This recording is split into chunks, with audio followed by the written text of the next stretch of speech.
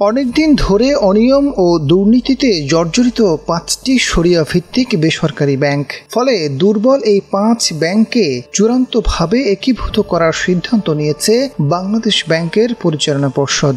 একীভূত করে একটি নতুন রাষ্ট্রায়ত্ত ব্যাংক গঠন করলে ব্যাংক খাতের প্রতি জনগণের আস্থা ফিরিয়ে আসবে এবং অনেক দিনের ব্যাংকিং খাতে চলমান অযাচিত হস্তক্ষেপ, অনিয়ম ও রাজনৈতিক প্রভাবের অবসান ঘটবে।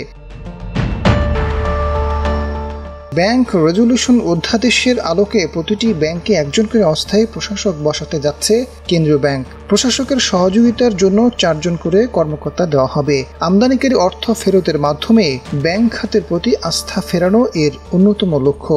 সার্বিক বিষয়ে অবহিত করতে মঙ্গলবার কেন্দ্রীয় ব্যাংকের পরিচালনা পর্ষদের বিশেষ সভা ডাকা হয়েছে।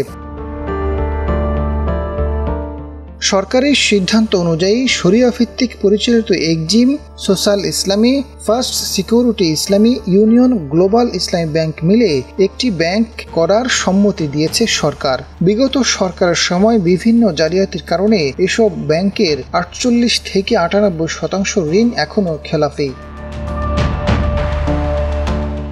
একীভূতকরণের জন্য প্রাথমিকভাবে ৩৫,২০০ কোটি টাকা প্রয়োজন, যার মধ্যে সরকার ২০,২০০ কোটি টাকা দিচ্ছে। ব্যাংকগুলোর সমস্ত সম্পদ ও দায়ভার নতুন গঠিত ইউনাইটেড ইসলামী ব্যাংকের অধীনে হস্তান্তর করা হবে। প্রাথমিকভাবে এটি রাষ্ট্রীয় মালিকানাধীন থাকলেও নির্দিষ্ট একটি পর্যায়ে পৌঁছানোর পর বেসরকারি খাতে শেয়ার দিয়ে সরকারের বিনিয়োগ ফিরিয়ে আনার পরিকল্পনা রয়েছে। বড় অঙ্কের আমদানিকারীদের শেয়ার দেওয়ার প্রস্তাব থাকবে, তবে ছোট আমদানিকারীরা চাইলে তাদের টাকা ফেরত নিতে পারবেন, কোনো বাধা থাকবে না।